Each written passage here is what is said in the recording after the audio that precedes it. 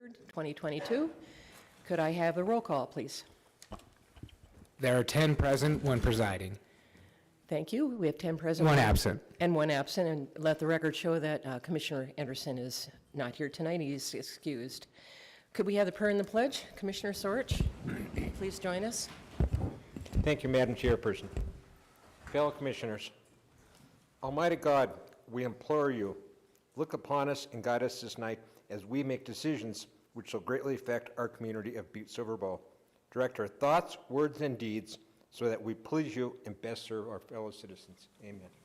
Amen. I pledge allegiance. I pledge of the United States of America and to the republic for which it stands, one nation, under God, indivisible, with liberty and justice for all. Thank you, John. At this time, I would open up our microphones to any public comment on any items that are on tonight's agenda. Anyone care to speak about any of the items that are on the agenda tonight? I don't see anybody jumping out of their seat, so I will assume not. Report of the chair, I really don't have a lot to report. I'm glad that we're still continuing to support Ukraine with our lights outside, and just keep them in your prayers and your thoughts. I just want to say that we can't appreciate enough our freedoms. That's all basically comes down to. So with that, I will move to section 1, bid openings, public hearings, and or presentations. Under public hearings, we have 2 items, communication numbers 2022-99 and 2022-100. Do we have proof of publication?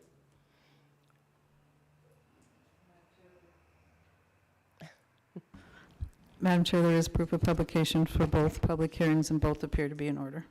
Okay, thank you very much. The first item is communication number 2022-99. Dylan Pippenich, Planning Director, requesting Council of Commissioners authorization to schedule a public hearing for March 23rd, 2022 on the proposed changes to the Butte-Silver zoning district map on zone change application number 21-000004. We have a staff report. Hello, thank you. And you are? For the record, my name is Lila Osborne and I'm the senior planner. Thank you, Lila. Okay, so my first presentation tonight is for an application for zone change 21-4. The applicant is the Montana State DNRC, and the item is to change the zoning designation of an area of land currently not zoned to RM2, which is the rural industrial zone. As I just stated, the proposal is to zone a parcel of land not zoned to RM2. It's approximately 350 acres and is that bottom right highlighted parcel. It's owned by the State of Montana DNRC and is section 36 of the county. Just west of I-15 and adjacent to the TIFID and the Montana Connections Business Park, which is that approximately 3,600 acre RM2 zone. Around it, the applicant wants to change the zone to potentially lease the land for industrial uses, though there is no proposal at this time. This public hearing was advertised in the Montana Standard and by poster boards. We also held a public hearing at Planning Board on the 24th, and the board recommended approval. Here is some imagery coming up. This is the aerial photograph. And then zoning. The gray is not zoned. The comprehensive plan place type for this parcel is economic driver, and these place types are set forth in the comprehensive plan to designate projected future land use all throughout the county, and the economic driver place type is intended to support large-scale employment opportunities and institutional uses. They're also strategically located near transportation hubs like this parcel. It also, it meets other comprehensive plan goals like the expansion of zoned areas in rural parts of the county, as well as to attract and retain high quality workforce, as well as expand opportunities for industry and allow a broad mix of uses. There are 14 criteria against which zone changes are evaluated. All 14 are in the staff report, which you all may have access to, but here I'll just summarize the key findings. There is no current access to the parcel, so any development would require the construction of a new road. There is potential for construction from the new Sugarloaf Loop Road, as well as connection to the utilities there. There is a residential neighborhood to the south in the Buxton area, and I believe Carragher Lane is the closest to this parcel that would be rezoned. Adding the zoning to a non-zoned parcel increases regulations and reviews of any construction and development on that land, and some RM2 zoning regulations include 250 feet building setbacks from zoning boundaries, so this includes the boundary where it would be not zoned. The residential neighborhood to the south is not zoned. No more than 50% of a parcel zoned RM2 may be occupied by buildings, as well as residential and general retail are discouraged and often prohibited from locating in these areas. As it stands now, there would be no regulation on what kind of development could happen on the land. Approximately 3,600 acres of land to the north and west are zoned RM2 and are part of the TIFID, and this parcel could have potential to join the TIFID. This proposal aligns with the Butte-Silver Comprehensive Plan, and for those reasons, we recommend approval of this zone change. Thank you, and Thank I'll you, take any Lila. questions. Are there any questions from the council to staff on this zoning change? Okay, seeing none, I will open up the public hearing, and I will ask for proponents for this request. Anyone to speak? As a proponent, please give us your name and address for the record. My name is Liz Mullins, and I am the land use planner for the DNRC. Is this okay? Members of the City County Council Commissioners, I would like to present a brief summary of state school trust lands and respond to some of the comments that I heard from the planning board meeting. So to kind of let you know about school trust lands, when Montana became a state and the Enabling Act was approved in 1889, Congress granted to the state of Montana every section 16 and 36 in every township. This is about 5.1 million acres. DNRC manages the state trust resources to produce revenue for the trust beneficiaries under the direction of the land board, which is the top 5 elected government officials. The trusts include public education institutions such as K through 12th grades, universities such as MSU, University of Montana, and this specific project, or property, excuse me, is common schools, so K through 12th grades. While the vote tonight is on the zoning request, not a specific project, I did want to address some comments that were made at the planning board. And I just wanted everyone to kind of understand that there is another public process that occurs if and when a proposal is submitted. A proposal has not been submitted at this time. And that is called the Montana Environmental Policy Act. We call that MEPA. And it also involves public notifications with a comment period. And then we will analyze for impacts on the physical environment, human population. For instance, I heard a comment on light at the last meeting. And one of the impacts we would look at is on aesthetics, which is noise and light. So that is part of the process. And then in summary, I just want to emphasize that anything on this property will benefit K through 12th grades. It could promote local business and create jobs in your community, this community. And I'd also like to thank staff for a thorough review report of the proposal. And I'm here if there's any more questions. Thank you. Any questions? Okay, thank you very much for the update. This is second call for proponents. Any other proponents come to the microphone and if you want to speak? All right, third and final call for proponents. And now I'm going to call for opponents. Anyone that would like to speak against the proposal, just come to the microphone and give me your name and address for the record, please. My name is John Helfrich. I live on Buxton Road, approximately 1,000 feet from where this parcel is being rezoned. I think with the county having a RFP out for rezoning of the whole county and a comprehensive zoning overhaul at the county, I believe that this parcel and this decisions should be stayed and let go through that process. I don't feel that rezoning one property when you have that outstanding RFP out there is a responsible thing to do. There's a view that this parcel with the RM2 zoning, it's allowed to have heavy industrial businesses on it. There's no other parcel inside of Butte-Silver Bow that it is unzoned and right adjacent to it, the nature of that neighborhood is single-family residential. There's no neighborhoods in Butte that are single-family residential that abut up to heavy industrial zoning. So I think it's something that needs to go through the RFP process and the comprehensive zoning plan for the county. All right. Thank you, John. Thank you. Anybody else would care to speak in opposition of this proposal? Okay, third and final call for opponents. Yes, sir, give us your name and address for the record, please. My name is Adam Sammons. I live on Fleecer Road at the end there. And basically, John Helfrich made pretty much all the points that I wanted to, but I just wanted to come up and, Okay. for the record, thanks. Thank you.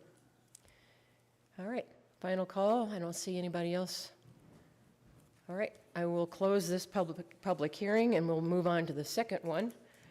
This is communication number 2022-100, Dylan Pippenich, Planning Director, requesting Council Commissioners' authorization to schedule a public hearing for March 23rd, 2022 on the proposed changes to the Butte-Silver zoning district map. This is on zoning change application number 22-01. We have a staff report. Lila? Thank you, Chairperson Shaw. My second presentation is for a zone change application 2022-1. The applicant is Brett Mullenhauer, and it is to change the zoning designation of an area of land currently zoned R3, multifamily residential, to C3, central commercial. As I just stated, R3, multifamily residential, this proposal applies to change it to C3, central commercial. The land in question is the western half of Block 50. So this is between West Mercury and West Silver and South Idaho and Montana Street. It's approximately 0.687 acres, and it's made up of 7 lots, 5 different property owners, including the applicant. It consists of 2 residences, one on the northernmost property and one on the southernmost property, 5 storage units on the northernmost property, and 4 parking lots, and 1 grassed-over unused lot. The planning board meeting was held on February 24th, and the board recommended approval. Here's some aerial imagery and some reference images. That's the old St. James Hospital, so this half of the block is directly across the street.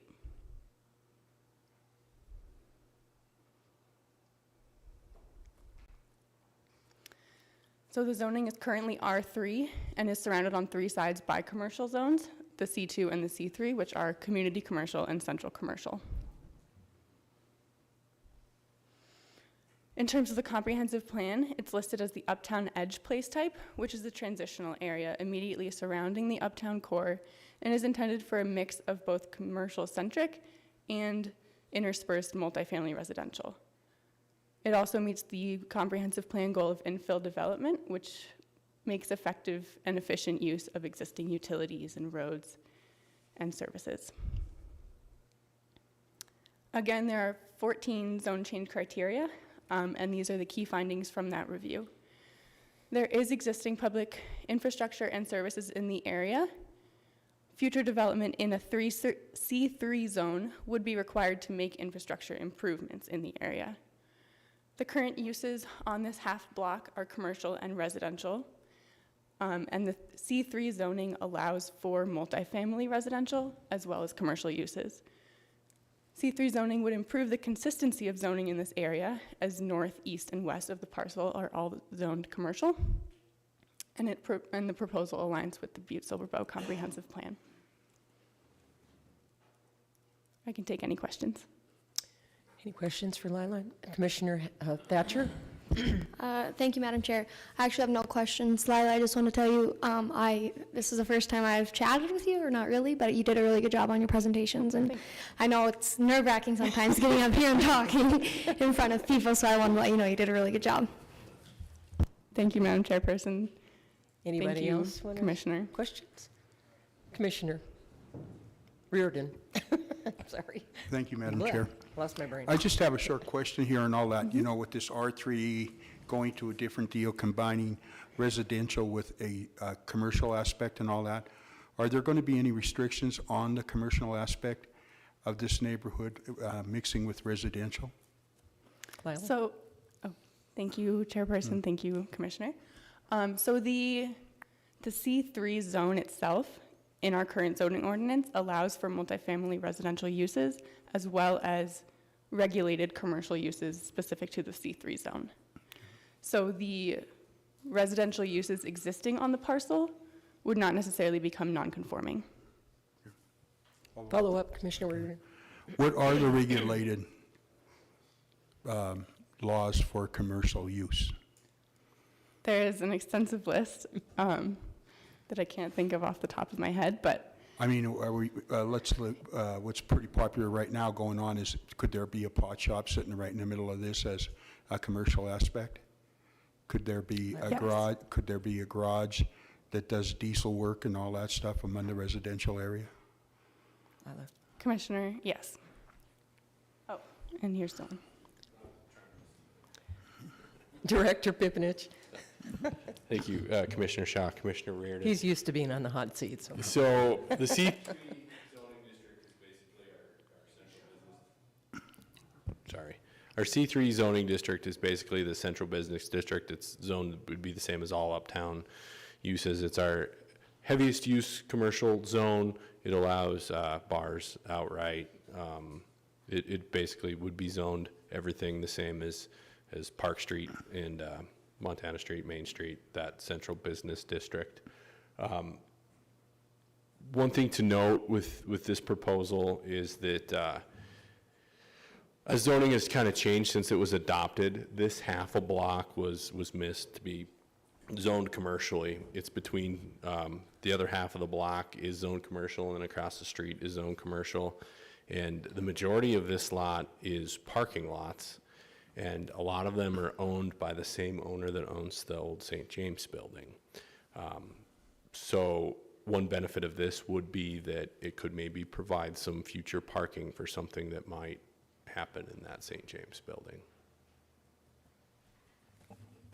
Follow up, Commissioner Reardon. So right now, basically with the zoning change and all that, we don't have any plans intact, whether it's going to be a majority residential or a majority commercial, correct? We're just going to have it's game on, and then basically it has to be approved by the zoning board, is that correct?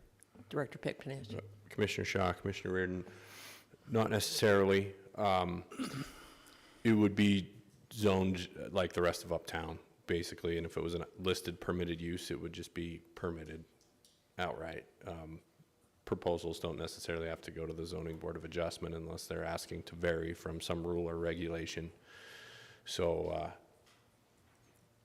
I wouldn't say that it's a fair game, and it's not really a mixed-use zone. Our C2 zone allows multifamily and some residential, second floor and above too, so that's consistent with what's next to it. And what spurred this is the landowner on the north end there there was a building that was constructed as storage units that hasn't been used for a while, and he wants to use those as a storage facility. And it just doesn't make sense from a comprehensive standpoint to leave that half a block that's parking lots to be zoned residential when the predominant use is commercial. It is basically, there isn't any proposals or anything outside of that for any development here. It's just more of a cleaning up the zoning map. Thank you. Any other questions for staff before we begin the public hearing? Okay, seeing none. I'll open the public hearing. At this time, I would call for any proponents of this zoning change proposal.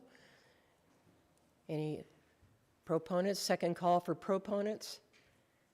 Third and final call for proponents. Now I will switch over to opponents. Are there any opponents that would like to speak against this zoning proposal, zoning change proposal? Second call for opponents. Third and final call for opponents. I close the public hearing. Thank you all for doing that for us. Now we're moving on to presentations. We have two of them tonight. First one is communication number 2022-112, Shelby Anderson, 0 to 5 BSB project manager, requesting Council of Commissioners for time on the March 23rd, 2022 agenda to propose the use of the Transit Center property on the corner of Harrison and Civic Center Road for a learning landscape installation. And we have a little handout here to help us move along with you. And Shelby, the floor is yours. Madam Chair, member of the Commission. For the record, my name is Shelby Anderson. I'm the local collaboration coordinator for 0 to 5 in Butte-Silver, located at the Butte Four Seas at 101 North Main Street. So I want to thank you all for letting me come and chat with you a little bit about a project that we've been working on for quite some time. And you know, my purpose of being here today is really just to bring this to your attention and let you know what we've kind of been working on, get your feedback so that we can continue this conversation a little bit further. So,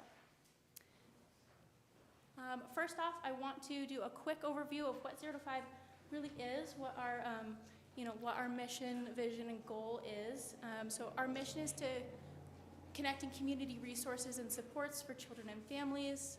Our vision is striving to create a community dedicated to happy and healthy families, and then our goal is to reduce the number of children in foster care in our county by 75% by the year 2025.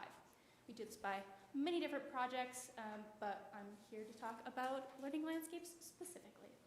The 0 to 5 Collaborative is made up of many different organizations in Butte. We are community driven.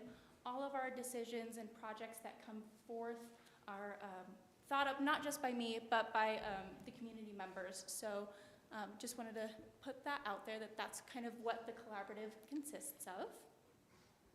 All right, so learning landscapes. This is a project that is really just seeking to create opportunities for family engagement in everyday interactions with families. So it's really just meeting families where they are in their everyday. This program was based off of a project out of Philadelphia called Urban Thinkscape. Urban Thinkscape their real mission is to transform urban areas into family-friendly spaces where parents and children can feel safe and welcomed to play and encourage parent-child interactions. Learning landscapes here in Butte really is driving for very similar goals of engaging opportunities for families and children, and a learning environment bright and attractive, accessible to all, and adaptable and everyday. So, like I had mentioned a little bit before, our collaborative is really made up of a lot of community members, and much so to that point, so is our team for this project. We've worked really collaboratively with the Community and Economic Development Department, the Parks and Rec Department, Transit Services, and then we are working with the Northwest Playground Equipment, who worked on Stodden Park for our equipment, the 0 to 5 Collaborative, and local contractors for both asphalt and artwork. So this is a rough sketch of the space that we are looking at, and you guys have this in your handout. But what we're looking at here is the bus transfer station near the Civic Center in the grassy area to the south. Yes, to the south. And I want to point out that this project has been developing for a little under 2 years. And so, the whole intention was to target a specific population in Butte and utilize urban spaces where people are going to be interacting naturally and turning that into a space where they can interact friendly. So you can kind of skip down a little bit. No, that's perfectly fine. So what playground elements could we see here? Really, if you skip down a little bit further there. So this is a 3D mock-up from Northwest Playground of some of the playground equipment that we might see. I really want to point out that the intention for all the playground equipment is to be accessible to all parents and a focus on younger ages and developmental points in early childhood. So, this isn't a park where you're going to see slides or big body movement or swings. This is really so that parents don't have to feel like, oh, I'm chasing my kiddo through a tunnel and I can't go any further. This is really meant for parents to be interacting with their kids, starting conversations, playing together, and having a space where they can experience music. Those orange circles that you see towards the bench are musical calypso drum-like instruments that are tuned by musicians so that they'll sound good. The log steps are for balance and teaching kiddos how to still understand gross motor without having to be climbing on something 10 feet in the air. Balance beams, and to the very far corner you see some panels. Those are meant to butt up communication between parents and children, and you can skip down a little bit. You see some butterfly-looking materials there. Those are also musical instruments that are tuned by musicians to, kind of walk children through different tonations and notes to bud communication. You can skip down a little bit more. And the pathway through the park here is not intended just to be a straight across pathway. We really want to utilize this space so that parents walk through the park and really understand the meaning of walking through it. We are working with some local artists to create stencils, hopefully on the pathway for games like a giant ruler where children can measure how far that they can jump or how long their legs are, or a game that talks about how they're feeling today, or mirror me games, kinds of things like that, where it's an interaction moment as you're walking through. There's all the pathway activities I just spoke about. And I just want to open up the floor for any questions. I do want to mention that this has been an ongoing project that we've been thinking about, and the conversation most definitely does not stop anytime soon. So, Okay. Thank you, Shelby. Any questions for Ms. Anderson? Commissioner Fisher. Thank you, Ms. Anderson. Your project looks great. I fully support what you're doing. I fully support doing this, but I really have a problem with the location. I mean, the buses, people traveling from state to state on Jefferson lines. We have a transient problem down there in that neighborhood. If you didn't realize that, I'm sure you probably do. And Harrison Avenue is not a good place to have something like this. So I fully support your operation. I will do whatever I can to assist you, but I cannot support the location. Thank you. Did you want to comment to that, Shelby? Sure. Thank you, Madam Chair. Commissioner Fisher, thank you so much for your comment. I very much see the concern. I think that it's 100% fair that population and that location is somewhat common for a transient sort of population. I will say that we have been in kind of this ongoing communication about space. So that 100% that doesn't mean that the conversation stops at the bus transfer station. So I do want to highlight that is always something that we're open to, is finding a different location. I will say that the whole basis for this project is to reach a population that is often very hard to reach. We initially started the project at the rescue mission, and then they got funding for a different outside park, which is awesome, and we really wanted to support that. Then we moved to potentially the food bank and kind of building off of Copervica Park, and that's kind of when we started thinking about the bus system and really kind of boosting this idea that the transit center or the transit services in Butte can be a flourishing service if it was thought of as more of a family-friendly space. So the idea of it being a part of the bus route is something that we really loved the idea of, although the bus transfer station, I do understand, is a very big transfer situation. So I completely understand. Do you have concerns with it being on the bus route in general, aside from the bus transfer station? Am I allowed to? Follow up, Commissioner Fisher, and then Commissioner Sorge. Thank you once again. I just don't think that's a good location. I think there's other properties in Butte that have playground facilities that don't have the equipment that you're going to use. I think we would make a joint effort here with, Chief Executive Gallagher. And I mean, there's a park up on the west side that, doesn't have real good equipment, and it's a great neighborhood for kids that are young children in a neighborhood setting. I think there's other places around. I want to support your project 100%. I really do, and I'll work with you in any way. I just don't think that's the right location because of the traffic, the construction going on over there, and other things. I really want to support you, but I just have some real deep thoughts about safety and, what's going on in that area. Thank you. Commissioner Sorge? Thank you. Thank you, Madam Chair.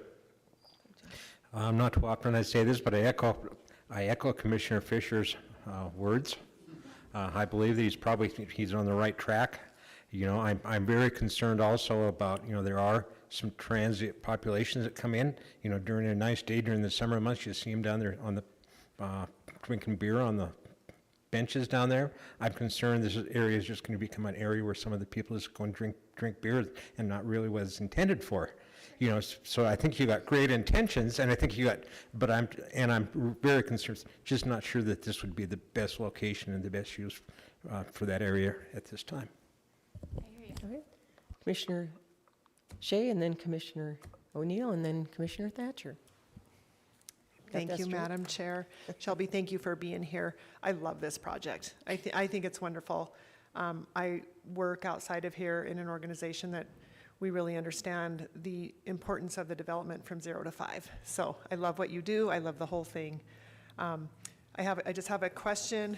I'll talk through the whole thing and I'll let you answer the question at the end.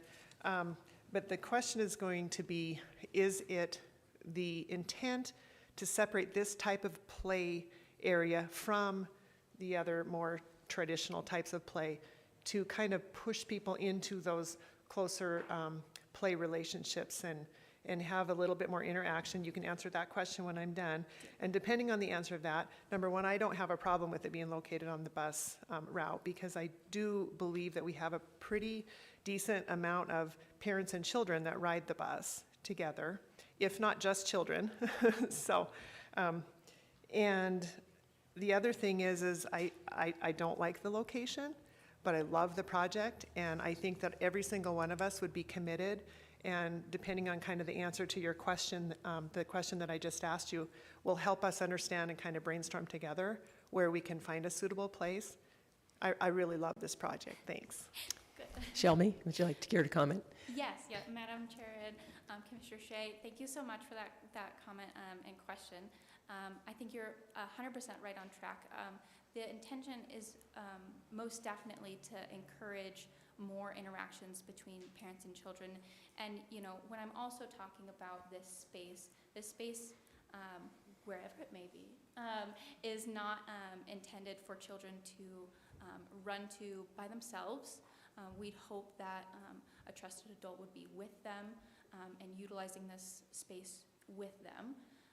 I also agree that, you know, to the point of revitalizing another park in Butte, as much as I love that idea and would very much like to utilize funds for that, this park specifically is used to turn a space that wasn't initially family-friendly into a space that is family-friendly, that's in parents every day, so that they don't have to worry about, I have to load all my kiddos in the car and drive to this park and then stay there for a little bit. You know, this is really so, you know, they're on the bus heading to the grocery store, wherever they may be, and they go, oh my gosh, my kiddos and I can play and not feel like we're a disturbance or that this is like an inopportune time to play.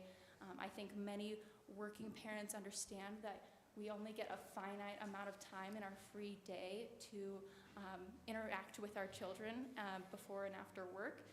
And so this is really intended to utilize that time to the fullest. So I hope I answered your question right. Follow-up, Commissioner Shea. Thank you. You did answer my question, and I guess what I'm taking away from your answer is it's more ideal to have this type of a park be isolated from the temptations of those kids to go run, like you say, to run through the tunnel when the parents can't catch them. Yes. So, okay, Yes, that's great. definitely. Thank you.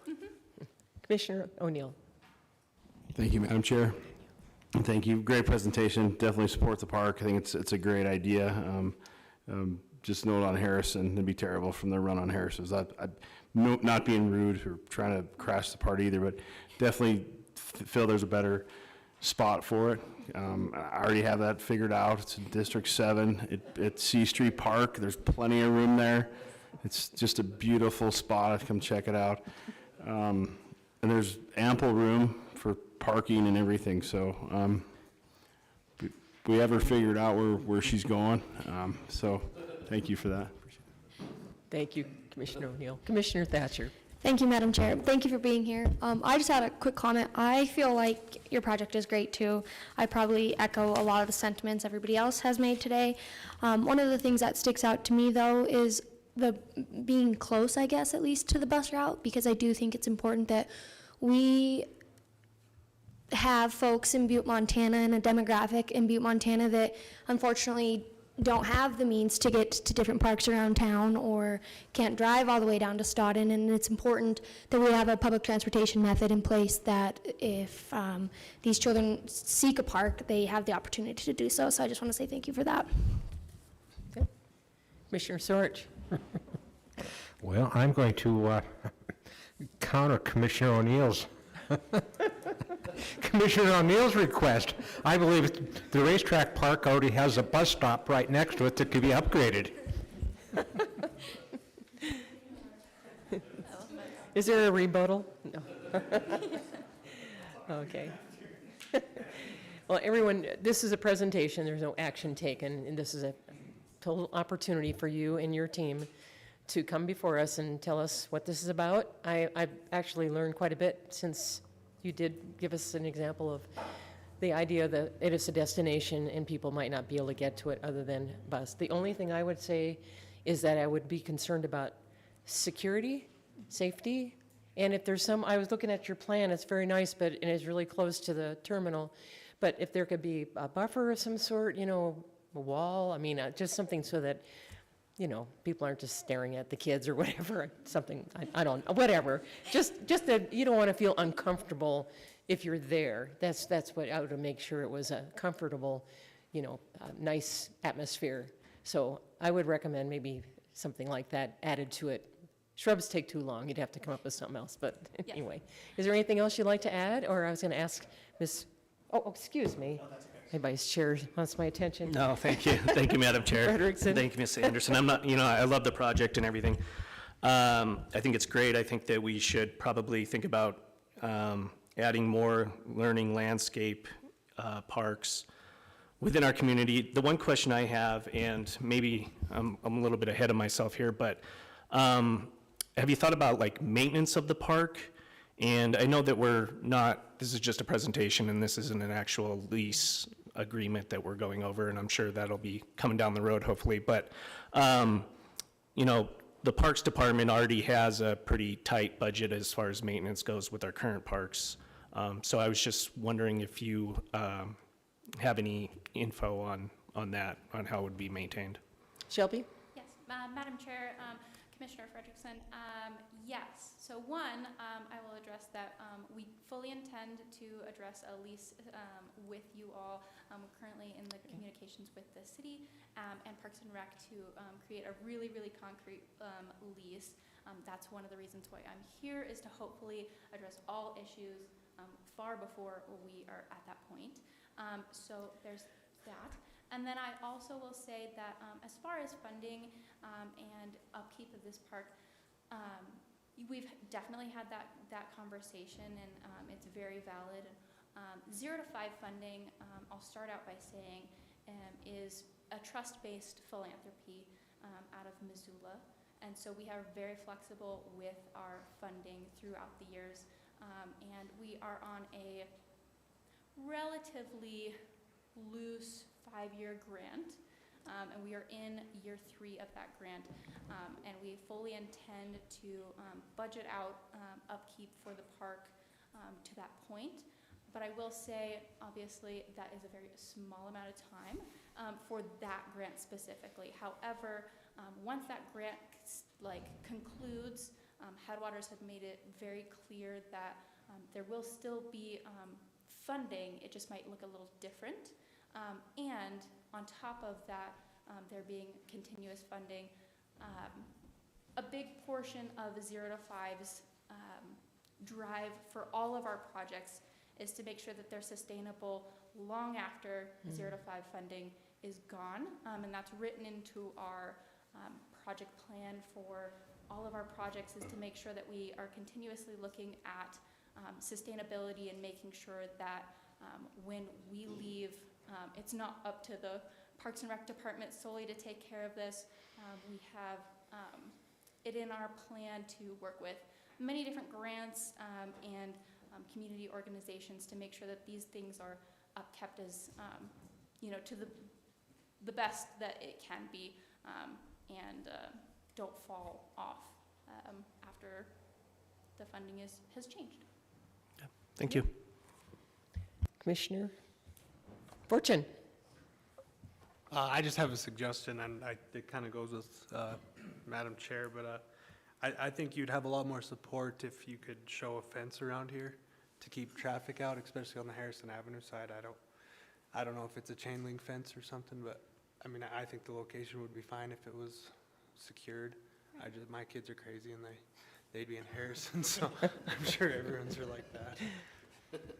Yeah, Madam Chair, I will mention that early on in our discussion about what this project would look like, we had a really in-depth communication with BT Livermore to paint a mural on a wall, and that would be really, really interactive, and we got really, really excited about it. And however, it was also brought to our attention that a wall might become an issue with visibility and kids missing their bus, or not seeing your children behind the wall. But I think a fence, or even some sort of barrier like that is most definitely in the scope for making sure that this place is a safe and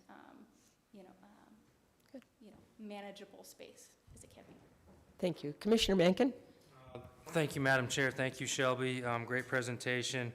Wonderful idea. Same sentiments before, but I think you're just spinning your wheels when we're talking about fences. I don't think that you've convinced enough people, and I don't think that you're convincing enough up here that is the location. So I really don't want to see you waste any more of your time, seeing that you are on a yearly crunch with this.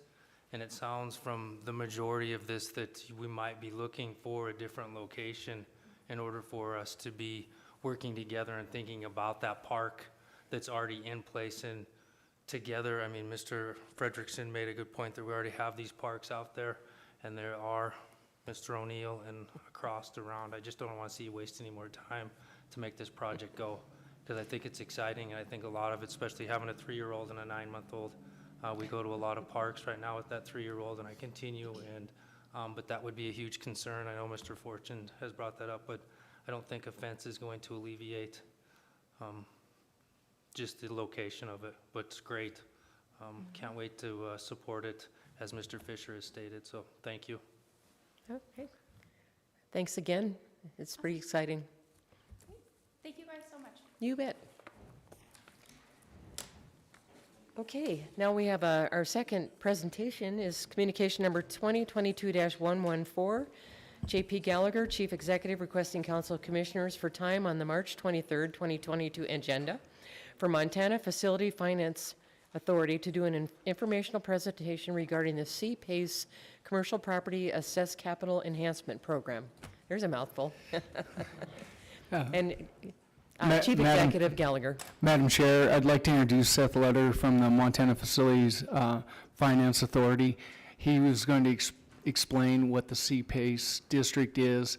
I think it's a promising thing for our county, and so he can explain way better than I can, so I'm going to turn it over to Seth. Thank you for being here. Okay. The floor is yours. Thank you very much, Chief Executive Gallagher. For the record, my name is Seth Lutter. I am the Associate Director of the Montana Facility Finance Authority. As Madam Chair said, it's a bit of a mouthful. The Commercial Property Assessed Capital Enhancements Program is what we're going to be giving an informational presentation on. You can go to the next slide, please. So the Montana Facility Finance Authority, most people don't know who we are, which is perfectly fine with us. We are a 3-person enterprise fund that's administratively connected to the Department of Commerce.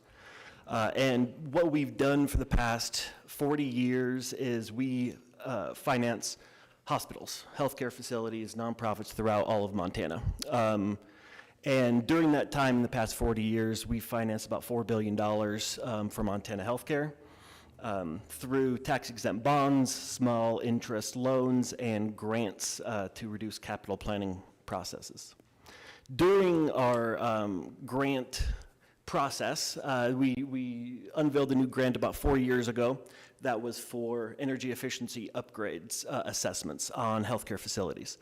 And this map right here actually is not of all the grants we did. We only did about 20 grants because COVID hit, but we were planning on doing as many grants as we could. But we learned through doing these energy efficiency grants that just by changing small aspects of a facility, their energy usage, that they could save immense amounts of money. And saving a hospital or healthcare facility any amount of money is fantastic. This map is actually all the different places that we currently finance. Next, please. So when we started going through and financing grants, we got on the state's radar basically for energy efficiency, and they asked us to become the statewide administrators for CPACE. And we started looking at it about 4 years ago, and then the state just signed into law this past session, the CPACE bill, and they wrote us in as the statewide administrators. And we're really excited about starting this program, and it just started January 1st of 2022, so we're only 90 days in, so we're kind of babies getting into this. 38 different states have currently approved CPACE financing and CPACE program. For us, we're really excited because, as you can see here, about in the commercial space, on an annual basis, commercial buildings spend about $710 million on energy costs, utility costs per year, whereas industrial buildings spend about $467 million, equaling about $102 billion each year that commercial industrial buildings spend on utility costs. Of those costs, 30% is considered wasted cost. And what that means is a building is heating the outside just as much as they're heating the inside. It means they don't have sufficient insulation, roof, the air handlers, any of those things. So on an annual basis, Commercial and industrial buildings are wasting about $353 million per year. And this is where CPACE really comes in. So what it is it is a new financing tool for Montana, but like I mentioned, 38 different states have it as well. But it's a new financing tool where it connects local lenders with commercial property owners in an open market system so that they can finance energy, water conservation, and renewable energy. The cost of the improvements have to equal the savings have to equal or be greater than the costs of the upgrades. And it is there to save energy, save water, and generate renewable energy. And what makes it an interesting and a different innovative financing process is it's paid back on the special assessment on the property itself, unlike a traditional mortgage. I'll get into that in just a second. So the typical measures that are funded through CPACE, HVAC systems, lighting, solar, roofing insulation, water fixtures, water reuse, basically anything that can show energy or water savings over a baseline. So if, for instance, a new construction building has a 60% efficiency rating, but they're going to upgrade it to a 90%, we can finance, the open market can finance that into a CPACE financing and utilize the savings of those upgrades to pay for the cost of the improvements. Next, please. The eligible properties that are included in this are commercial buildings, industrial, mixed use, agricultural, and multifamily of 4 units or more. So we can look at apartment buildings, condos, basically anything that is 4 units or more, just a fourplex can also be qualified under this, as well as new construction, retrofits, or retroactives up to 3 years in the past. And this is actually very exciting for Montana, where we can look at new construction, where we're seeing a lot of new buildings being built in a lot of different places in Montana. We're looking at about 25 to 30% of a new construction cost can be incorporated into a CPACE financing, and up to 100% of costs on a retrofit project can be incorporated into CPACE financing. So there is a role to the county, and I'll tell you the reason why in the next slide, or the slide after. So there's steps to establish a district. Every county, we're hoping to have every county establish a CPACE district, and the purpose of this district is so that we can put the CPACE financing on the tax assessment. That's basically it. That's the only reason why this is really different than a traditional mortgage that someone might get on a property. But the reason for that is by putting it on the tax assessment, the interest rate is a lot lower than a property owner would usually get, as well as the term is a lot longer than they would usually get as well. So it's cheaper financing for local businesses, and being that the savings have to outweigh the cost, they have no out-of-pocket to do this. So the roles for the county to establish a district so that they can put it onto the tax assessment is they have to hold or pass a resolution of intent, hold the public hearing, and then pass a resolution establishing the CPACE district. Currently, we have 3 counties that have gone through this process so far in the past 90 days. Missoula County, Park County, and Cascade just yesterday. We have 6 other counties going through different levels of the process right now. After establishing a district, basically the process is reasonably simple. You have to input the CPACE district into your software, much like a RSID would look into the system, receive the taxes as they come through, forward the funds to the Montana Facility Finance Authority, and then we would be the ones distributing the funds to all the different lenders. Our goal is basically to be the referee in this whole program and have the counties not have to do as much as possible. Basically, you can be as involved or uninvolved as you want to be. And our goal is to be the ones that approve. We're going to be the ones that go through every single one of the financings. Yes, please. This is the payment process, just pretty simple. Let's say you have 3 businesses that have a CPACE financing. They pay on their property taxes to the county. The county then forwards those funds over to us, and then we're the ones that send it to the individual lenders. For your work, you can also receive fees on this. You can build that into your resolution, so you're not out of pocket for anything. All of those fees would be rolled into the financing. Next, please. So why set up a district? As I mentioned, technically, it is just to allow the tax assessment on the property. That's it. But generally, what is the purpose?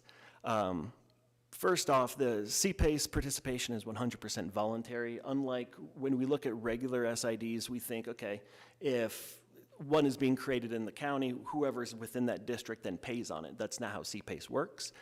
The only one who pays on a CPACE financing is the business that has requested it. 100% voluntary. They want it. They and the lender have agreed to it, and then they're the only ones that pay it back. It's not the county. It's not the citizens of the county. It provides the economic growth as well. At the end of the day, this is an economic development tool in the economic developer's toolbox. That's exactly what this is. It creates and retains jobs because it also saves businesses quite a bit of money, and then it improves the property values. I have two different quick little examples here. Being that in Montana it is 90 days old, we do not have any case studies in Montana as of yet. We are looking at closing about 3 different financings in the next 60 days, but right now we have no closed Montana cases. But I picked a couple that I think really fit what we would be seeing in Montana. So the first one right here is amount financed through CPACE is $120,000 just for a solar system on a general store. They received a $30,000 REAP grant.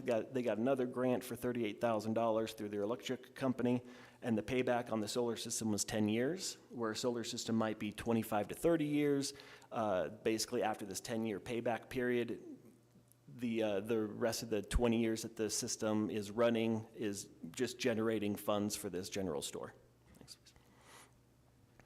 And the next one is this building in Florence, Colorado. I live in Great Falls, and down on our Central Avenue, we have a ton of buildings that look just like this. Just a big old brick building. And before this meeting, I actually took a walk around this block as well, and a heck of a lot of big brick buildings there too. So with this one, I really like it. The amount financed is $616,000, and you can see all the different measures that they finance: insulation, lighting, heating and cooling. And they saved $779,000 over a 20-year period by doing these improvements.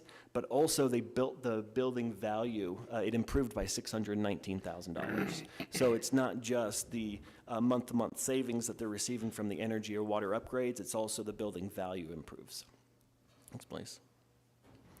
So where are we now with CPACE? As I mentioned, we're 90 days into an active program. We currently have 20 potential CPACE projects in 14 different counties that have come to us. One here in Butte-Silver as well that's very interested in getting CPACE. 3 counties have officially approved CPACE: Park, Missoula, and Cascade. And once we, and we're talking with 7 other counties, once we get the 7 other counties involved as well, we'll basically have 71% of the state's commercial building portfolio under a CPACE umbrella, so that we can finance all those different buildings if they require or request the money. And I think that's my presentation. Thank you, Seth. Any questions for Seth? Commissioner Sorge? Thank you, Madam Chair. Seth, I didn't catch your last name, I'm sorry. Madam Chair. And Commissioner Sorge is Lutter, L-U-T-T-E-R. Okay. Mr. Lutter, I guess I got a couple questions. First question is, okay, so Butte-Silver is going to do the tax assessment, and then Butte-Silver is going to do the collection of the fees and whatever. So for an HVAC project or anything with energy conservation opportunities or anything for energy, if somebody should happen to default on one of these loans, who goes after who does the collections? Yep. Yep, Madam Chair and Commissioner Sorge, good question. So being that it would fall under the property taxes, it would go the exact same way as a regular, let's say, tax default. Where the county would get involved in the regular way that they would if someone is delinquent on their taxes for 3 years. What's nice about the CPACE as well is being that it's on their taxes, it is non-accelerated. So if they miss one payment, it doesn't mean that the bank is automatically going to take the building away. much like you would see on a traditional mortgage. This one, they have the ability of paying back much like they would on property taxes before they hit that 3-year mark of having a default.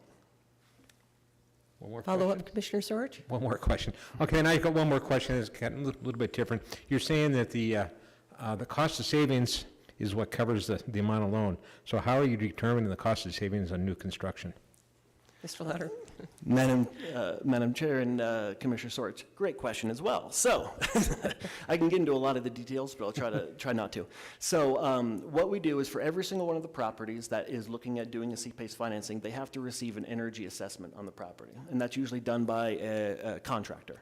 But we have also built in a consumer protection kind of safeguard where a construction company or contractor comes in and says, you can save X amount of dollars by doing these upgrades. We then require a third-party review to also go through and to verify that those numbers make sense. We don't want unscrupulous characters to say this is going to save $500,000 a year and it doesn't save close to that. So we actually have not contracted, but we have an agreement with NCAT here in Butte to be the third-party reviewers for projects that they are not primary on. Thank you. All right. Any other questions for Mr. Lahr? Okay, and I'm not sure what the next step is, but Commissioner Frederickson. Thank you, Madam Chair. Sorry, I have actually saw this earlier, so I was waiting for everyone else to answer questions. Yeah, thank you, Mr. Lutter, for that presentation again, and I want to thank the Chief Executive for setting this up. And I also want to, I work in energy efficiency, and I have for the last 12 years, so this is something that's I'm passionate about, and I've been following the CPACE legislation for a few years now. I think it went through our legislature 3 times before it was actually passed last year. And so this is something I think is great, and like Mr. Lutter said, it's just another toolbox for our commercial property owners to finance energy upgrades to their buildings. So, and we have a lot of buildings that need it here. But I also want to thank the Chief Executive and County Attorney and Director Gleason. There's been a lot of work that's gone into this on our end, and I kind of presented the CPACE idea to our County Attorney, Chief Executive, and Director Gleason about a month ago. So we've had many conversations and a few different meetings, and I just want to thank, I know we haven't passed anything yet, but I just want to thank you 3 in particular, because when it came to this idea, you had a pretty open mind about it, and you did all the due diligence and legwork to actually see if it was a good fit for our community. So the next step will be that I will put a communication for a resolution of intent on our next regular meeting agenda. All right, anything further? Thank you for coming down. You drove down from Great Falls today? I did, yeah. Wow. Nice weather, though, thankfully. Thanks again. Great presentation, and we're looking forward to the next steps. Thank you very much. Okay, moving on to Section 2. These are communications that we're holding for various reasons, and I'll begin with item 1, communication number 2021-299. Tristan Thomas, residing in Butte, Montana, requesting Council of Commissioners to authorize Tristan Thomas to purchase the following property located at 2422 Pine Street, Butte, Montana. And I'm going to call on our planning director, and he's going to give us an official rundown on this and the next one as well. Thank you. Dylan? Thanks, Madam Chair. I'm actually going to ask that the Land Records Coordinator, Dave Aguirre, come up, and he spoke with Tristan and the other person that's been on the agenda for a long time, so he'll probably have a little bit more detail. Very good. Thank you. It's Dave, right? Dave? Yes, ma'am. Yep. Madam Chair, members of the Council of Commissioners, for the record, Dave Aguirre. That's spelled A-G-U-I-R-R-E. Thank you. And at the request of Mr. Pippenich, I contacted Mr. Thomas regarding his request to purchase the property on Pine Street. And he did indicate that he was interested in it, but still interested in it, but he also said that he hadn't done anything to move forward with conducting the survey, which was a condition of the sale. He felt that he was not concretely told that he would be able to purchase the property if he conducted the survey. So I forwarded him the Land Sales Committee's letter to the Council of Commissioners recommending the sale be approved, and the notes from the council's meeting in which they concurred with that request and held the request in abeyance upon him completing the survey. I asked him if that satisfied his needs and if he was still planning on moving forward, and if he could let us know that and give us maybe a timeline on what he was thinking, and I did not get a response back on that. What was that last part? Pardon me? What was the last part? Oh, I didn't get a response back from him on whether he was still planning on proceeding forward or if he had a time frame. If he was planning on proceeding with the purchase, a time frame for getting it done. So I know we received a letter authorizing that we sell the land, and then it was a matter of taking it from that point, having a survey. The applicant would have had to have asked for a survey, and that has not happened, and that's why this has been holding for so many months. So what would you, I mean, is he still interested or not? You know, he stated he was interested, but if you ask my opinion, I don't think that there's a lot of interest there. Okay. It felt like he... Maybe the cost, he did a little bit of... Maybe didn't have the ability to proceed forward with Okay. collecting the funds. So County Attorney Joyce, just a question. If we decide to, place this on file, basically, I mean, we're not denying it because it was approved to be done, can this person come back and revisit this request? I'm not sure how we want to go about this. County Attorney Joyce. Madam Chair, I think maybe you might want to have Mr. Thomas appear before the council and advise whether or not he intends to proceed, and for you to be able to give him a timeline, because I think since you already approved the request, you can't really place it on Right. file, and I can't prepare a resolution to sell it to him without him having met the contingency of obtaining the survey. So perhaps Mr. Geary could get back in touch with him and advise him that he, needs to come to the council that next time there's a committee of the whole meeting, so that you can verify whether or not he really does intend to follow through with this purchase. Okay. And the timeline would just be something that arbitrarily would be decided on between the applicant and the county? Madam Chair, I think you're going to have to get a little more information from him in terms of whether or not he really has taken any steps to Right. obtain a survey. I know that it takes some time to get that accomplished, and it also sometimes takes some time to find a surveyor to get that done. But, I just think you're going to have to get some information from him in order to establish that timeline. Okay. What's Commissioner O'Neill? Thank you, Madam Chair. So after we approve that, there's no timeline at all. I guess that's a statement or a question, however you want to take it. Next question on that would be, or statement would be, I guess in the future, can we put timelines on these? Because, if we can't give Mr. Thomas 5 years from now to buy it, thank you. Director Pippenich? Madam Chair, Commissioner O'Neill, that actually happened just a few months ago, exactly 5 years, and a gal was able to purchase the land for, I think, $500. These are things that the Land Sales Committee has kind of identified, and we're kind of working internally to come with a proposal for council. There needs to be some changes to the ordinance.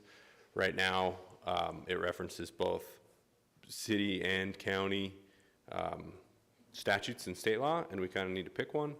And kind of behind the scenes, the Land Sales Committee has been working on a better process to handle these. I'm sure you've noticed that there's been a lot of these on the agenda for quite some time.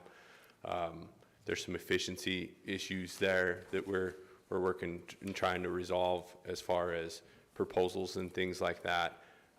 One thing that we would like to do is maybe better advertise some of the county land that's available for development and for sale. And we're working with GIS and through land records to kind of develop a web map.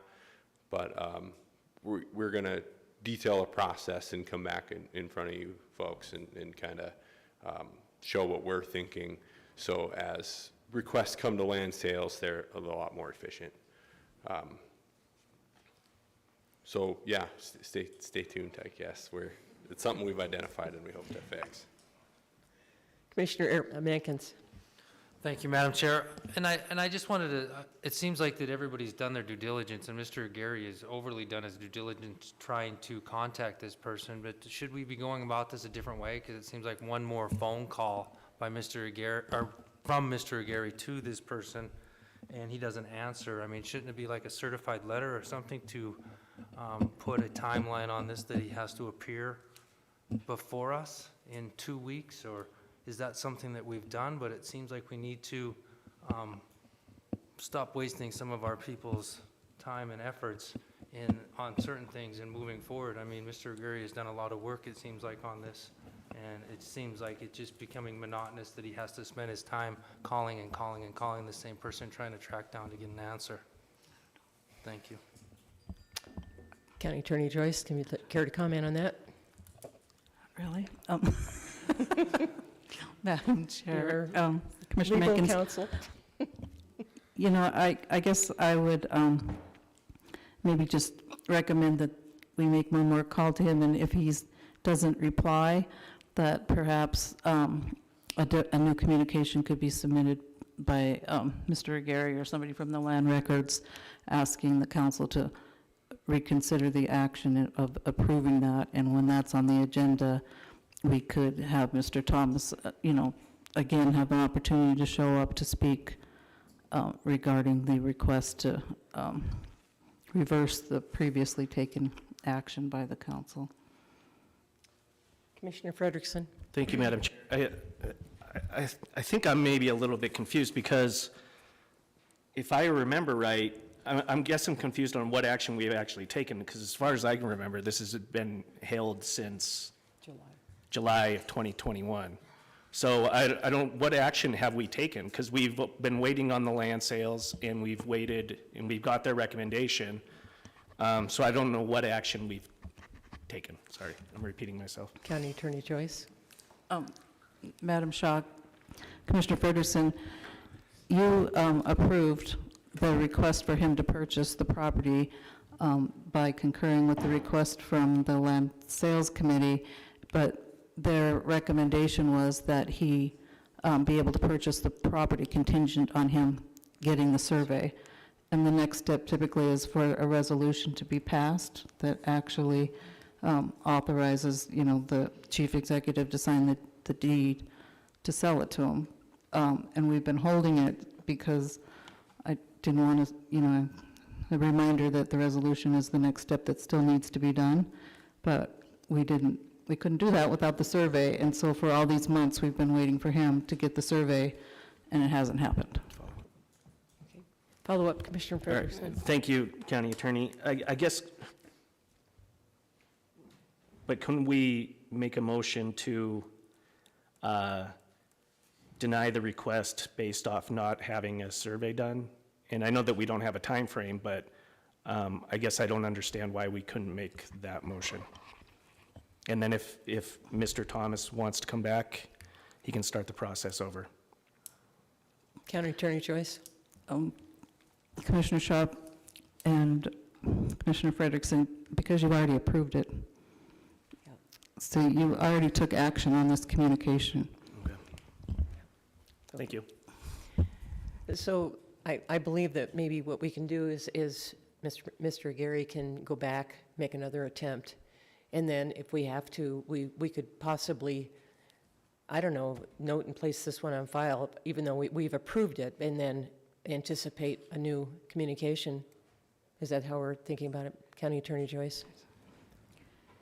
Madam Chair, yeah, I'm thinking that a new communication needs to come before the council, and then the new communication may reverse the action of the old communication. But you've got to have a new communication since you already acted on this one. And then Mr. Thomas would have an opportunity to show up if he wants to indicate his desire to still purchase it, and if he's able to meet the contingency of obtaining the survey. And that communication would come from our land sales department? Okay. Yep. Okay, Dave's smiling. I'm on it. Hopefully he'll answer the phone. Okay. Excuse me, Commissioner Fisher, I wasn't done yet. Go ahead. Thank you, Madam Chair. Along the lines of Commissioner Frederickson, there was a contingency in there that he was to get a land survey, and he didn't comply with that contingency. So I know the county attorney's correct here, but you'd think some way we should have some leverage that this has been on here so long, that he didn't comply with the contingency to get the survey. I would feel that we should be able to deny this communication on that grounds that he failed to get a survey. And I know Dylan's right on track, we got to change these things, but how do we handle this that's happening right now before the changes are made? I mean, we got to have some authority as commissioners to take this by the horns and do something, because we had an agreement. He didn't follow through on his end of the agreement. We take a recommendation from the land sales. We do not have to approve or deny the land sales, we just got a recommendation. And I know we approved this at one time, but he didn't follow through on his side, so I'm kind of wondering why we can't deny it. Thank you. County Attorney Joyce. Madam Chair, Commissioner Fisher, I think lessons learned. We didn't provide him with the time frame, and I don't think at the time that it was approved that anybody thought that it would be, close to a year later, that we would still be waiting for him to have obtained this survey. So, in the future, I think that can be part of it, that that we give him a time frame to get the survey completed.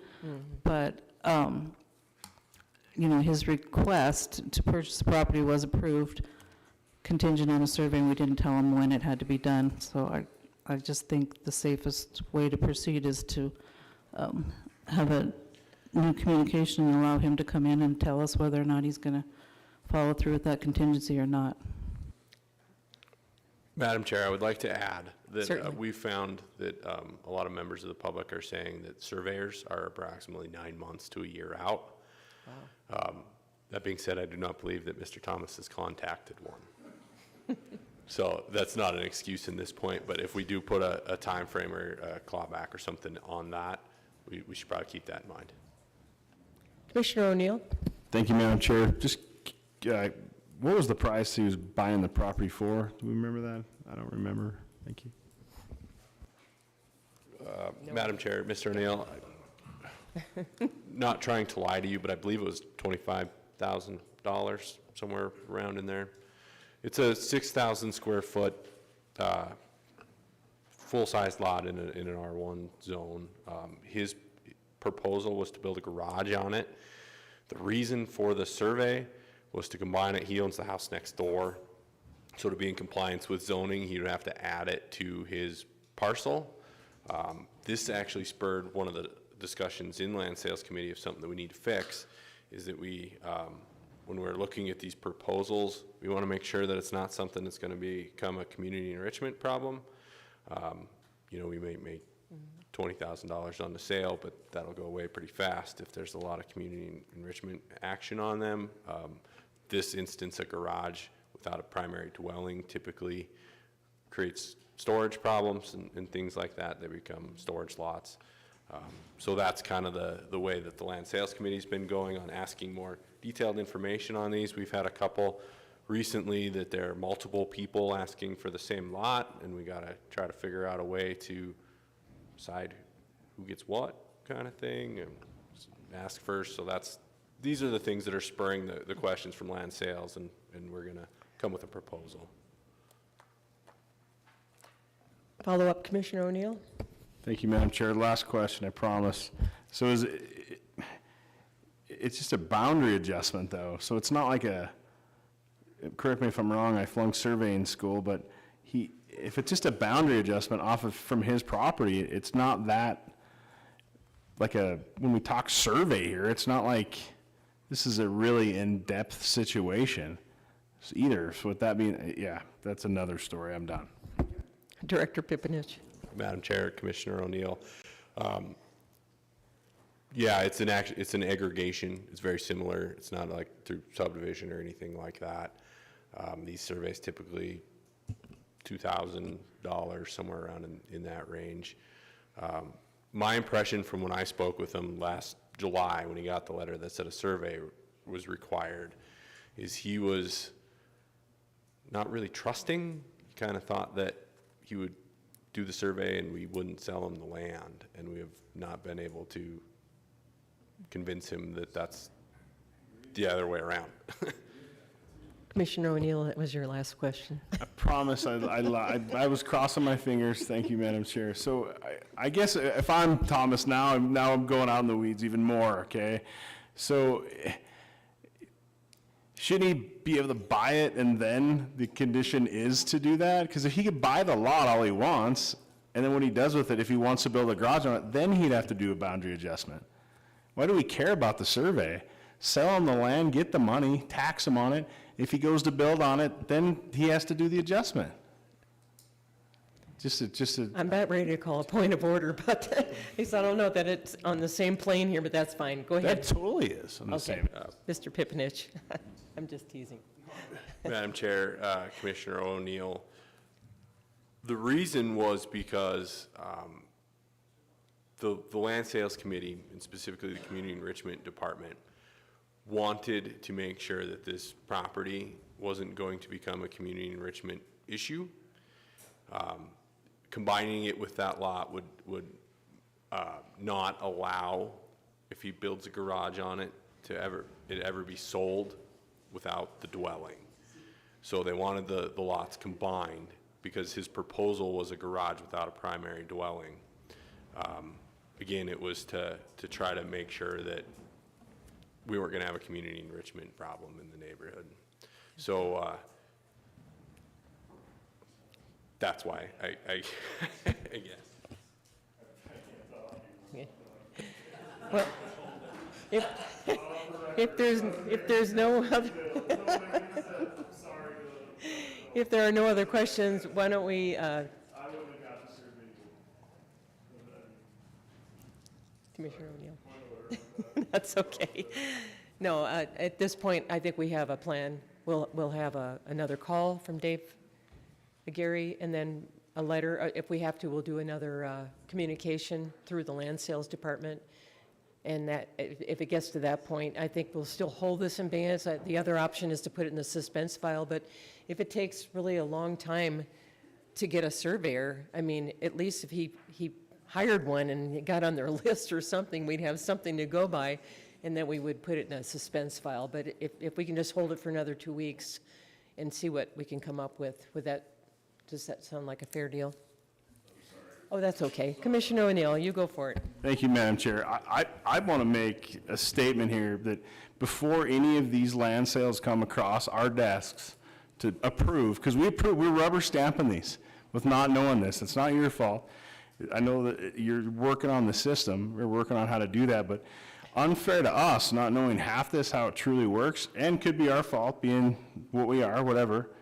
Like, I think before any more of these come through, before they even make it here, we need to know what the heck we're approving, and know the system. I mean, because seriously, I'm just, this whole system of this being on here for as long as it has been, and it's just been crazy. Now that I'm sitting here talking about this, so anyways, you're doing a great job. I know you're trying to fix it. And I promise. Thank you, Madam Chair. Present company is an exception. Not all of us didn't know what we were voting on. So if you didn't, that's okay. I hold no judgment there.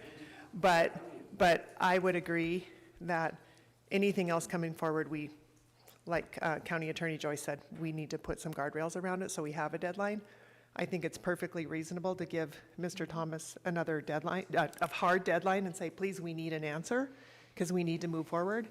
And if you have trust issues, please come and meet with us, and let's work it out, because I think the best case scenario is for all of us is for this to go through, so, and make it all go the way we intended. So if not, we'll get a new communication, start over.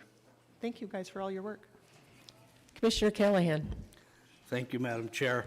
I would just like to comment and thank Dylan and his team for being cautious to not add another community enrichment problem in our neighborhoods. A little extra time, if we spend an extra 10 minutes at our council meeting trying to prevent something like that, I'm all for it. I appreciate you being cautious and making sure we don't have any of those issues. Thank you. And I just want to say for the record, we don't just rubber stamp things. I mean, it might seem like that, but we don't. Yeah. Thank you. Let's call it. Commissioner O'Neill. I want it on the record stated that how can you honestly say that you're protecting the community to make it not a community enrichment problem? So, I mean, just think of that. I won't comment any more on that. I'm done. Thank you, Commissioner O'Neill. Any other questions? I think we'll hold this in abeyance, awaiting our 2-week report on how it's going, and we'll take it from there. Don't go anywhere. We've got another one coming up. Number 2, communication number 2021-335. I hope to heck you got a hold of these people. Michael and Kellyanne Hoven, 241 William Street, Walkerville, requesting council commissioners' authorization to purchase vacant land currently owned by Butte-Silver Bow. The land we are hoping to acquire includes 1.06 acre parcel and a segment of another 10-acre tract. Mr. Aguirre. All right, Madam Chair, I was able to contact Ms. Hoven via the phone, and we had a good conversation. She too, the Hovens have not moved forward at all with this request either. They did talk to a surveyor last summer, and she said at that time the surveys were about 3 months out and around $5,000, and she said they felt that the cost of the survey accompanied with the I think it was 65 cents per square foot that they were going to pay for the property that they requested to purchase was cost prohibitive.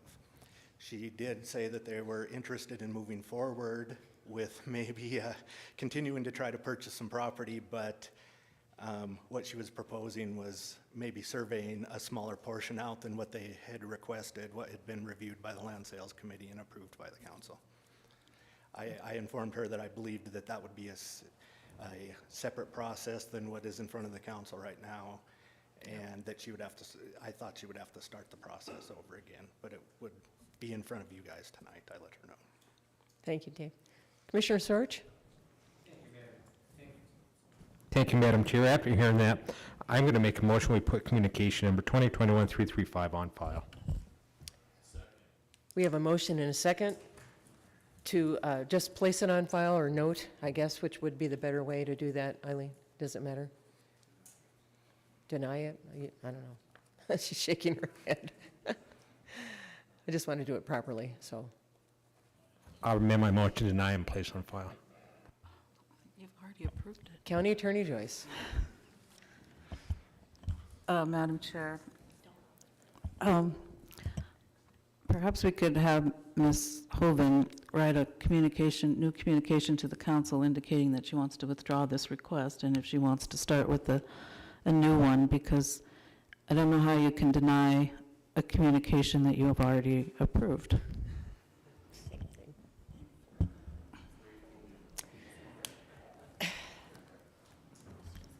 Commissioner Sorge, you're on.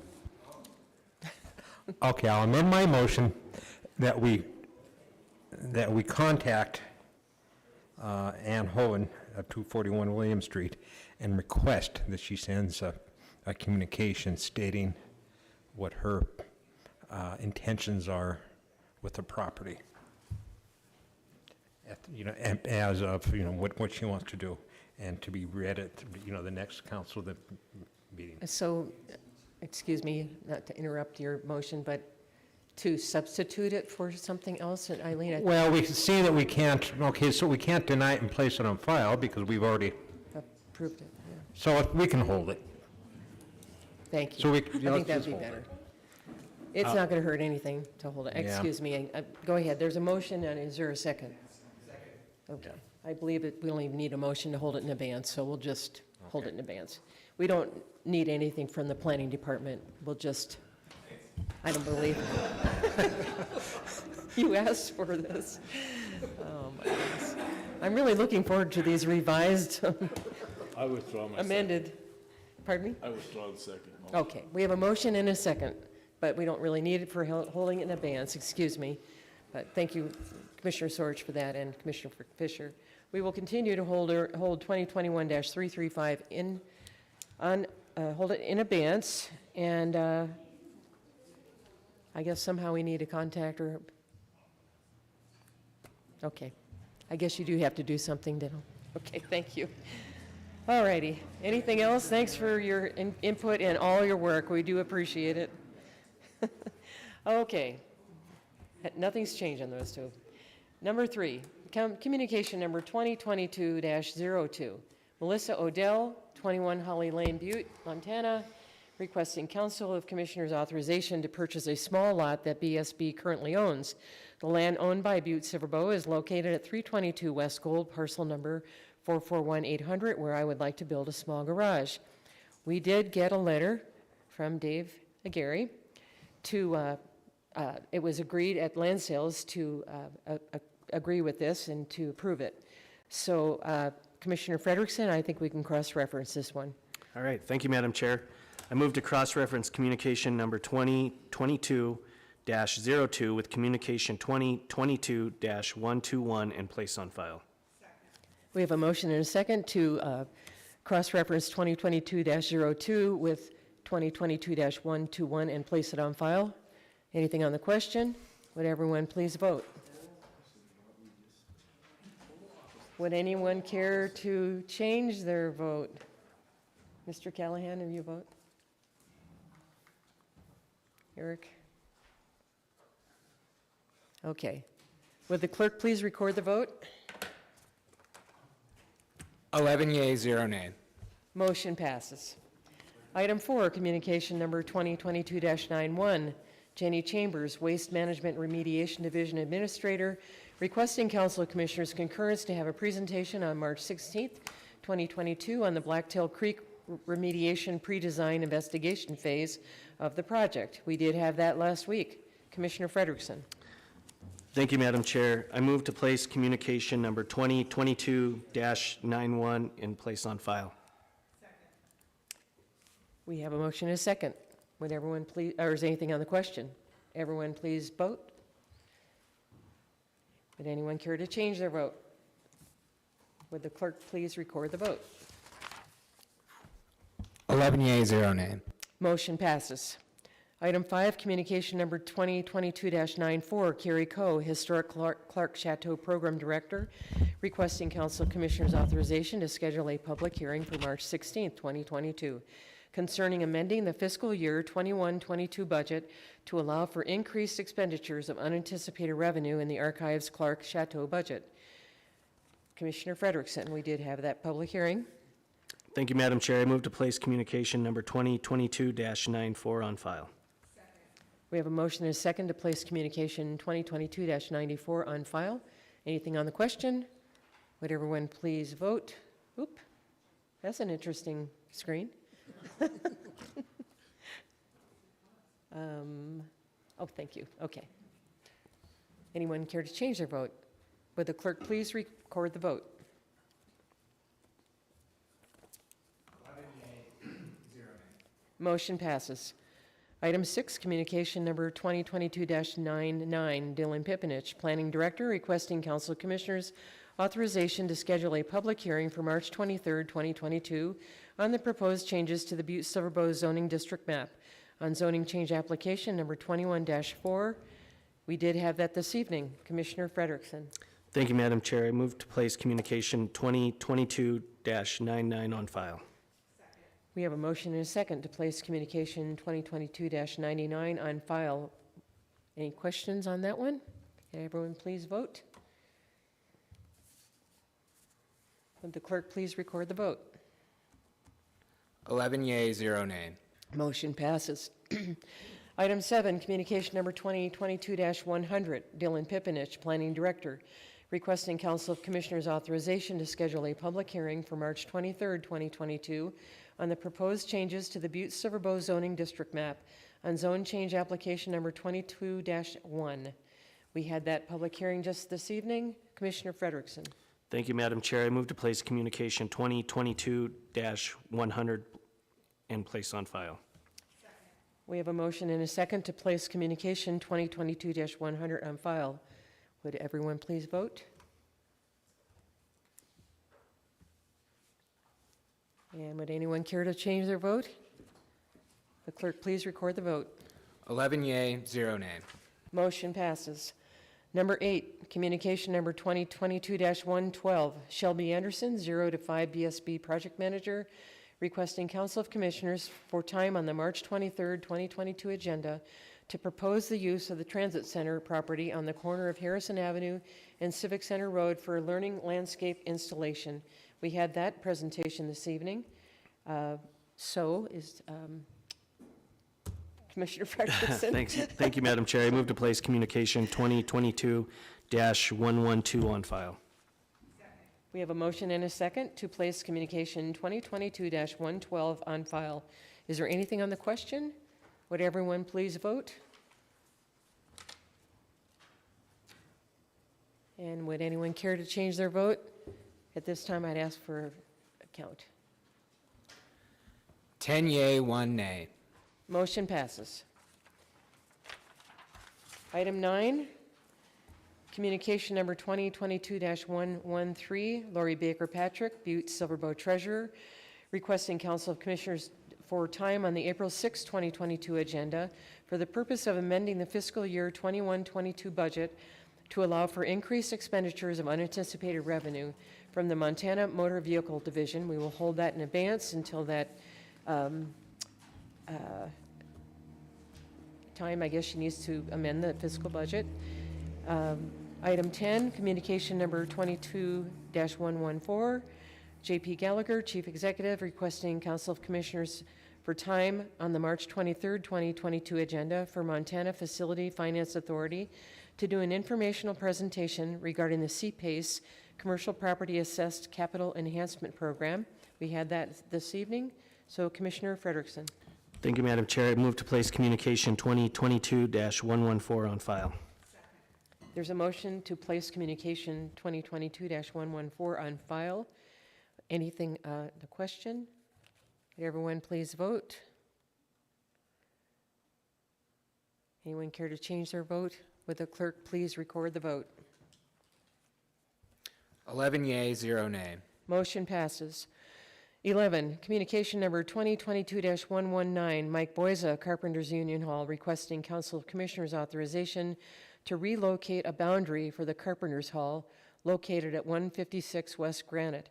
With this boundary location, you would give permission for us to build an elevator. And I'm not sure, I don't know where that is exactly. So,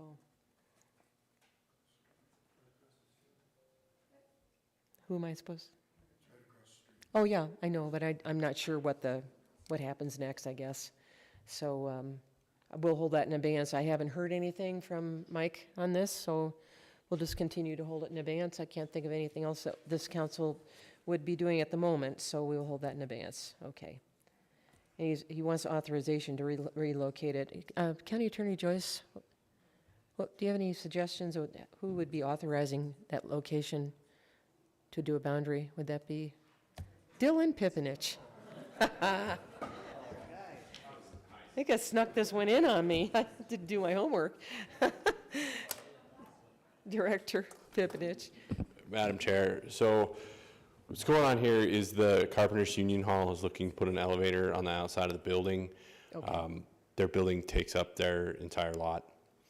So they're looking to do a boundary relocation to get some land from the parking lot from Butte-Silver Bow so that they can provide handicap access to the upper stories. So they would need to do a survey to move the S boundary. word. However, I have met with the surveyor. It is being completed as we speak Okay. and should be done soon. Very good.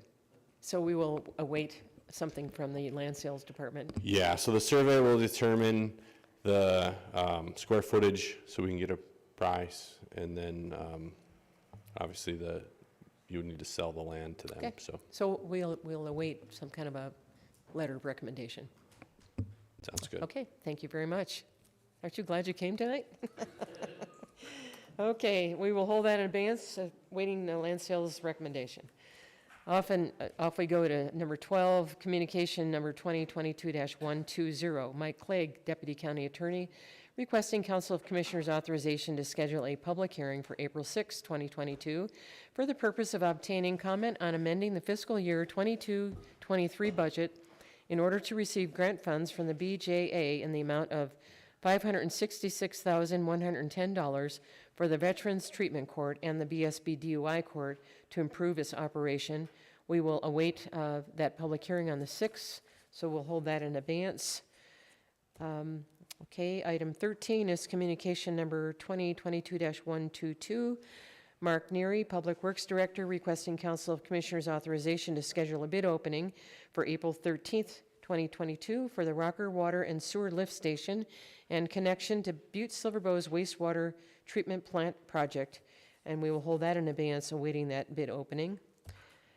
Item 14 is communication number 2022-123. Mark Neary, Public Works Director, requesting Council Commissioners authorization to schedule a bid opening for April 6, 2022 for hot asphalt and polymer for the 2022 construction season.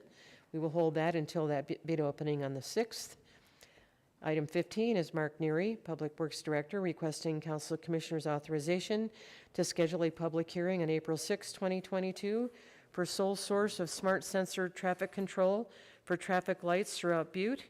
A resolution will be introduced on April 20th, 2022, regular meeting. We would like to update the traffic lights throughout the city as needed for fiscal years 22, 23, and 24. And we will hold that in abeyance, awaiting the public hearing on the 6th. Item 16 is communication number 2022-127. Mark Neary, Public Works Director, requesting Council of Commissioners authorization to schedule a public hearing on April 6, 2022 for sole source of UV disinfection replacement materials for the wastewater treatment plant. A resolution will be introduced on April 20th, 2022, regular meeting. This is to extend this sole source to cover repair materials needed for the system in fiscal years 22, 23, and 24.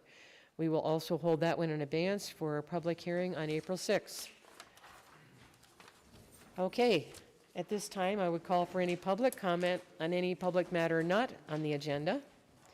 I don't see anybody out there jumping out of their seat to speak.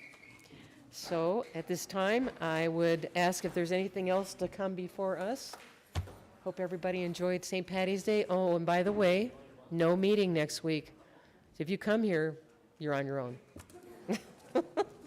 I would ask for a motion to adjourn. Motion to adjourn. We have a motion and a second to adjourn. All in favor, say aye. Aye.